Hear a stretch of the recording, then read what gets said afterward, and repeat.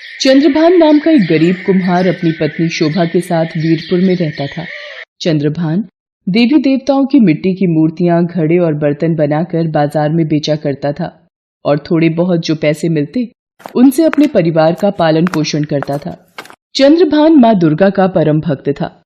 वो माँ दुर्गा की दिन रात पूजा किया करता था। एक दिन, हे माँ जगत जननी, आपने हमेशा मुझे दुखी देखकर सुख की छांव की है। हमें आपका ही आसरा है माँ। हम भक्तों पर सदैव अपनी ममता रखना माँ। शोभा, ये लो माँ का प्रसाद। अरे क्या हुआ शोभा, तुम लेटी क्यों हुई हो? तबीयत तो ठीक है ना? पता नहीं जी, सुबह से चक्कर आ रहे हैं और बेचैनी भी हो रही है। अरे पहले क्यों नहीं बताया? रुको, मैं बिमला दीदी को बुलाकर लाता हूँ। चंद्रभान पड़ोस में रहने वाली विमला को बुलाकर लाता है। विमला शोभा से सारी बातें पूछती है। कुछ देर बाद, शोभा 9 महीने बाद मिठाई तैयार रखना, तुम माँ बनने वाली हो। क्या विमला दीदी ये सच है? सुनो जी, आपने सुना? हाँ शोभा, मैंने सब सुन लिया है। मेरी देवी माँ की कृपा से तुम्हारी गोद भर गई। हे देवी माँ, अपनी कृपा रखने के लिए आपका बहुत बहुत धन्यवाद। चंद्रभान और शोभा माता रानी के चरणों में शीश नवाते हैं। चंद्रभान अब दुगनी मेहनत से माँ दुर्गा का नाम लेते हुए मूर्तियां और बर्तन बनाता और बाजार में बेचता। चंद्रभान और शोभा को बस अपने बच्चे के आने का इंतजार था। एक शाम, मुझे लगता है मेरे दर्द शुरू हो गया है। आप विमला दीदी और दाई माँ को बुला लाओ। विमला और दाई माँ आ जाती हैं। विमला दीदी, ये माँ दुर्गा का प्रसाद का जल आप शोभा के मुंह में डाल दो, उसे आराम मिलेगा। ये कैसा चमत्कार है? माँ दुर्गा के नाम का जल पीते ही शोभा को ये आराम मिल गया और ये बच्चा भी आसानी से हो गया। जय माँ दुर्गा। बधाई हो चंद्रभान भैया, लड़का हुआ है। जाओ वीरेंद्र हलवाई से लड्डू का डिब्बा लेकर आओ। चंद्रभान मिठाई खरीद कर लाता है और सबका मुंह मीठा करवाता है। शोभा और चंद्रभान बेटे के जन्म के बाद बहुत प्रसन्न थे। वो अपने बेटे को माँ दुर्गा के चरणों में माथा टिकाते हैं। शोभा, माँ दुर्गा की कृपा से जब से हमारा प्रथम पैदा हुआ है, मेरे कारोबार में भी वृद्धि हुई है। अब मुझे और ज्यादा मूर्तियां और बर्तन बनाने होंगे। हमारा लाल तो हमारी जान है जी। माँ ने प्रथम को झोली में दे दिया। हमारे जीवन में खुशियां आ गई। प्रथम के आ जाने से चंद्रभान और शोभा की जिंदगी ही बदल गई थी। दोनों उसके साथ खेलते, बातें करते, अपने लाल को बहुत प्यार करते। धीरे धीरे वक्त बीता। प्रथम 9 महीने का हो गया था और घुटनों के बल चलता था। एक सुबह, सुनो जी, कहाँ हो? अरे ये तो बर्तनों के लिए चिकनी मिट्टी तैयार कर रहे हैं। प्रथम सो रहा है, तब तक जल्दी से खाना तैयार कर लेती हूँ। शोभा भोजन बनाने झोपड़ी के भीतर चली गई। चंद्रभान माँ की भक्ति में आंखें बंद किए मिट्टी रौंद रहा था और माँ का ध्यान कर रहा था। चंद्रभान मिट्टी को पैरों से कुचलता जय माता दी का जाप कर रहा था। तभी उसका बेटा प्रथम घुटनों के बल चलता अपने पिता की ओर आ जाता है।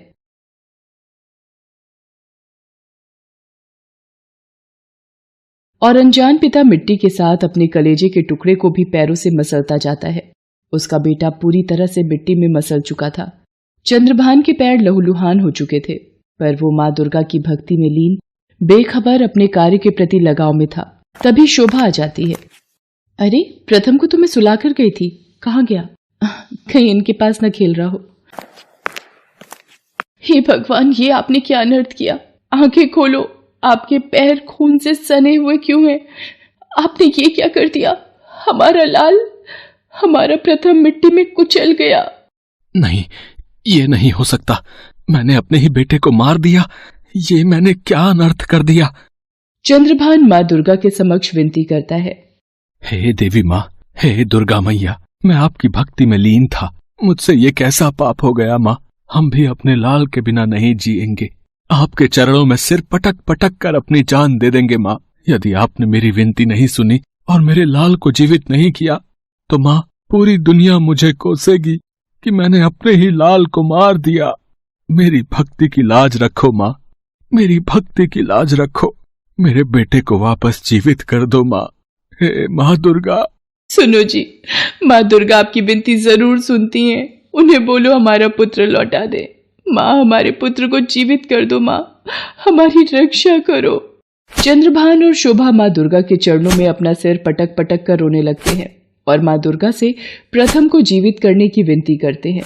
माँ दुर्गा तो करुणा की देवी हैं, ममतामयी माँ हैं, वो अपने भक्तों को दुखी नहीं देख सकती। चंद्रभान और शोभा के करुण स्वर सुनकर माँ दुर्गा अपने विराट रूप में शेर पर सवार होकर प्रकट होती हैं। पुत्र चंद्रभान, पुत्री शोभा, तुम रो क्यों रहे हो? वो देखो, तुम्हारा पुत्र प्रथम बिल्कुल सुरक्षित है। माँ दुर्गा के चमत्कार से मिट्टी में एक बच्चे का आकार बन जाता है और माँ के चमत्कार से प्रथम जीवित होकर मिट्टी के ऊपर खेलने लगता है। मेरा लाल, मेरा बच्चा, मेरा प्रथम, मैया आपकी जय हो। माँ दुर्गा, आपने मेरे लाल को जीवित कर दिया। माँ, आप शक्ति रूपा हो। हे देवी माँ, आपकी जय हो, आपकी जय हो माँ, आपकी सदा ही जय हो।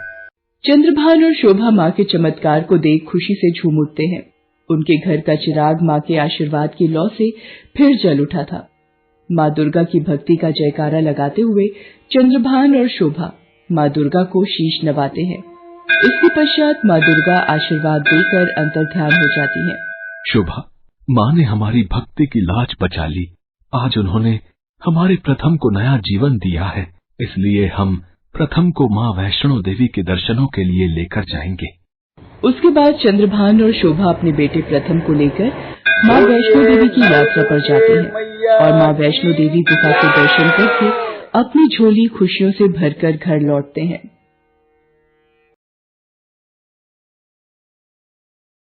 गरीब विधवा और एक दलित स्त्री थी। कुछ समय पहले ही उसके पति का देहांत हो गया था। तब से उसने अकेले ही अपनी बेटी तारा का पालन पोषण किया था। वो गांव भर में झाड़ू लगाने का काम करती थी तथा इसके साथ ही गांव के दुर्गा मंदिर के बाहर भी झाड़ू लगाने का कार्य करती थी। कुछ ही दिनों में नवरात्र शुरू होने वाले थे।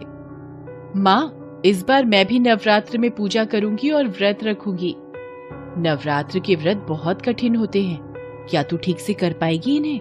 हाँ माँ, मैंने सोच लिया है। ठीक है, तो मैं भी तेरे साथ इस बार व्रत रखूंगी। इस तरह दोनों माँ बेटी ने व्रत करने की तैयारी शुरू कर दी। सुधा ने इधर उधर से कुछ पैसों का इंतजाम करके पूजा का सामान खरीदा। आज नवरात्र का पहला दिन था। तुझे भूख तो नहीं लगी? लगी तो है, पर थोड़ी थोड़ी।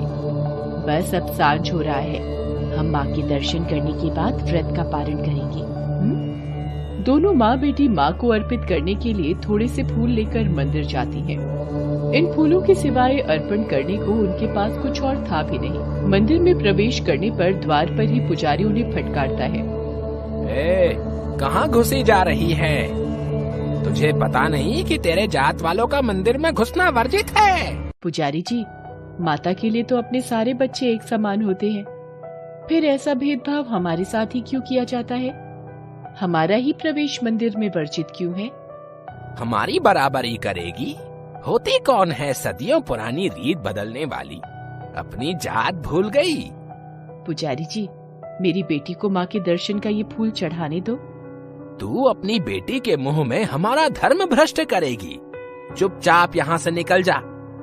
देखो भाइयों, ये अछूत औरत होकर मंदिर में माँ के दर्शन करने आ गई है। भगाओ इसे, नहीं तो ये देवी के मंदिर को भ्रष्ट कर देगी।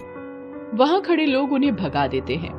उन सब की नजर बचाकर तारा चुपचाप मंदिर के द्वार पर अपने फूल चढ़ा देती है। दर्शन न होने के कारण दोनों माँ बेटी भारी मन से घर लौट आती हैं। अगले दिन जब पुजारी मंदिर खोलता है तो देखता है कि कल के चढ़ाए सारे फूल मुरझा गए हैं, मगर द्वार के पास पड़े फूल अभी भी ताजे हैं। आश्चर्य है, मंदिर तो मैंने अभी अभी खोला है। ये कल के चढ़ाए हुए फूल किस भक्त के हैं जिनमें अभी भी ताजगी बाकी है? ये बात सारे गांव में फैल जाती है। सब अपने आप को माता का भक्त साबित कर रहे थे। वे बता रहे थे कि फूल उनके द्वारा चढ़ाए गए हैं। इन सब से बेखबर सुधा और तारा अपनी भक्ति में मगन थी। दोनों सच्चे मन से माता की पूजा करती थी। इसी तरह दिन बीतते गए और महाअष्टमी भी आ गई। सुधा और तारा ने माता को भोग लगाने के लिए थोड़ी सी पूरियां, चने और हलवा बनाया था। इन सब सामग्रियों को उसने बहुत ही मेहनत से इकट्ठा किया था। तारा, आ जाओ, व्रत के पारण का समय हो गया है। दोनों माँ बेटी अभी खाने बैठी ही थी कि बाहर से किसी बूढ़ी औरत की आवाज आती है। अरे, कोई इस बुढ़िया को भी कुछ खाने को दे दो, 2 दिनों से कुछ नहीं खाया है मैंने। तारा और उसकी माँ बाहर देखते हैं। एक बेहद कमजोर और बूढ़ी औरत लाठी का सहारा लेकर वहाँ खड़ी थी। उसे देखकर उनके मन में दया उमड़ आती है। वो अपना सारा खाना उस बुढ़िया को खिला देती है। बुढ़िया खाना खाकर तृप्त हो जाती है तथा उनको एक छोटी सी पोटली देते हुए कहती है, जा, इसे अपने पूजा के स्थान पर रख दे और इसे विजयादशमी के दिन ही खोलना। जाके माता के दर्शन कर ले, तुम्हारे सारे दुख दूर हो जाएंगे। माँ बेटी दोनों फिर थोड़े से फूल लेकर डरते डरते मंदिर पहुँचते हैं। अरे अछूत कहीं की, तुम दोनों फिर यहाँ आ गई। ये अछूत होते ही ऐसे हैं जो एक बार में बात ही नहीं समझते। पुजारी जी, माता ने कभी आकर मना नहीं किया हम लोगों को। आपके जैसे धर्म के ठेकेदार ही हमें मंदिर जाने से रोकते हैं। मुझे इतना पता है कि माता के दरबार में सब बराबर होते हैं। उनकी नजरों में कोई छोटा बड़ा नहीं होता। अब तू मुझे पंडिताई का पाठ पढ़ाएगी? वो मंदिर में आए और लोगों की ओर देखकर कहता है, अरे भाइयों, देखो, ये अछूत फिर से मंदिर में घुसने आ गई है। इससे पहले ये देवी के मंदिर को दूषित करे, उससे पहले इस कचरे को निकाल बाहर करो। सारे लोग उन्हें वहाँ से खदेड़ने लगते हैं जैसे वो कोई जानवर हो। इस भाग दौड़ में तारा के फूल मंदिर के प्रांगण में गिर जाते हैं। अगले दिन जब लोग मंदिर में जाते हैं तो वो देखते हैं कि तारा के गिरे हुए फूल अभी तक ताजे हैं। लगता है ये माँ बेटी जरूर कोई डायन या जादूगरनियां हैं। उन्होंने ही मंदिर पर जादू किया हुआ है। भाइयों, उन्हें पकड़कर यहाँ लाना होगा। उनका फैसला यहाँ देवी के सामने होगा। लोग दोनों माँ बेटी को पकड़कर मंदिर लाते हैं। सच सच बताओ कि तुम लोगों ने यहाँ क्या जादू कर रखा है?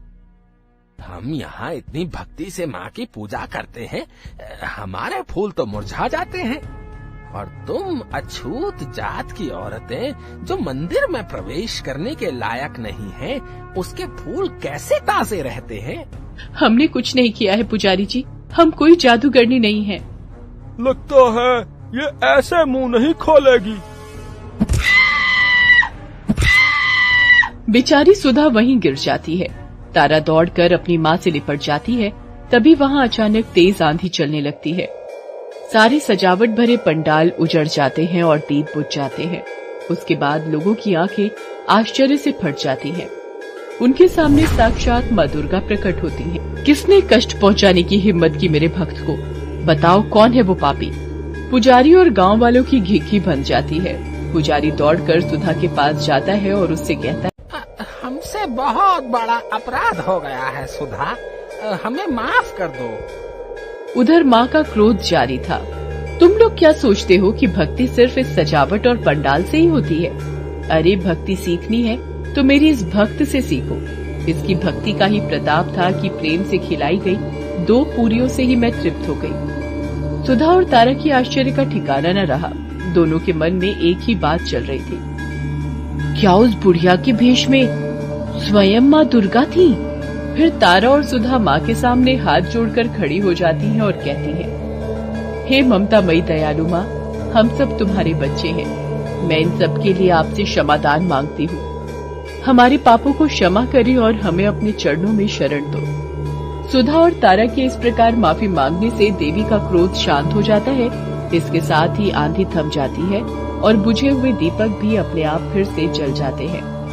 देखा, इसे कहते हैं सच्ची भक्ति।